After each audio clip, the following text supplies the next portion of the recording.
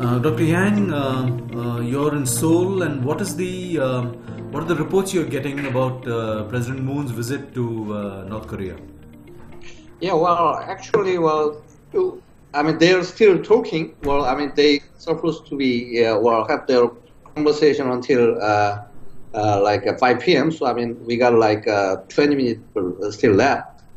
And what we see, well, in Korea is that the repeated image of the two, the summit, meeting together, hugging, and then there's a lot of crowds, North Korean crowds that welcoming the our president. So I mean, that's basically what we see. Yeah, so I mean, we're going to wait a little more little more to see what really happened.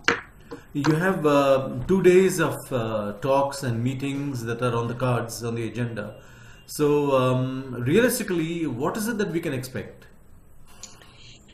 Well, actually, I mean, those two summits. I mean, they really want to have this, declaration, the declaration of the end of world. I mean, that's what they really trying to do here, and they want to make it as concrete as possible. And but actually, they want to do it until the end of this year. So I mean, that's what North and South were agreed so far. And since I mean they declared the end of the war, so I mean they will start the lot of peace talk, especially on the military issue. Do you believe President Moon and President Trump are on the same page in this kind of an interaction?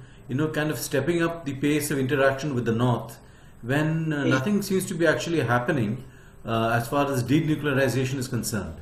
I think that the president himself, or I mean his staff, is do really believe that North Korea is doing this, denuclearization. But I mean, as you just said, I mean, there's no big action, other than some showing up of the abolition of test site or something like that. I mean, they already done all the tests and they don't need it anymore. Some of the reports I read suggest that Kim, the North Korean leader, is a minority in his government, in the sense that he's the one pushing for denuclearization, making his country normal in that sense, when there is a whole cabal around him which is against it. Are these reports, how credible are these reports? I mean, I don't think that's the case. What you should know is that North Korea is a kingdom ruled by a king. So, Kim Jong Un cannot be a minority. I mean, he's the only one who decides what to do.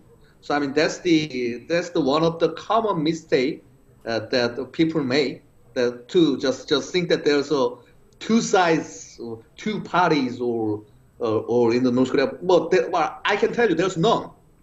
I mean, if Kim Jong Un said that, I mean, that's the way to go, that's the way to go.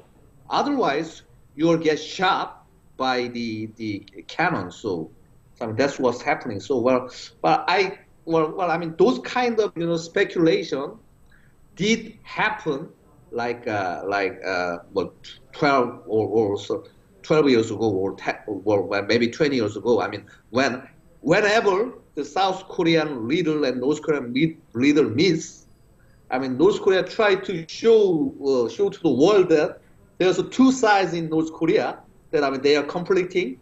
So I mean, if you have with the other side that try to open up, then then you can have a peace or something like that. I mean, that kinds of impression give North Korea edge of when they negotiate. So I mean, you should be really careful. Do you expect a formal declaration of peace to be issued maybe later on in the year to end the armistice? Well, I don't think that the declaration itself doesn't mean anything. So I mean, that's what this current government is saying and presidency is saying. So I mean, why? Well, let's just do it. I mean, it's just a formality. There's no problem.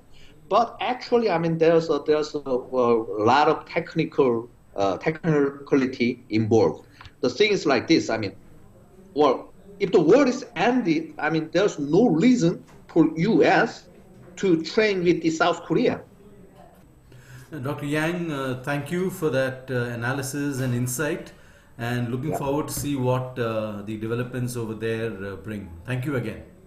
Yeah. Well, thank you. Well, have a good day.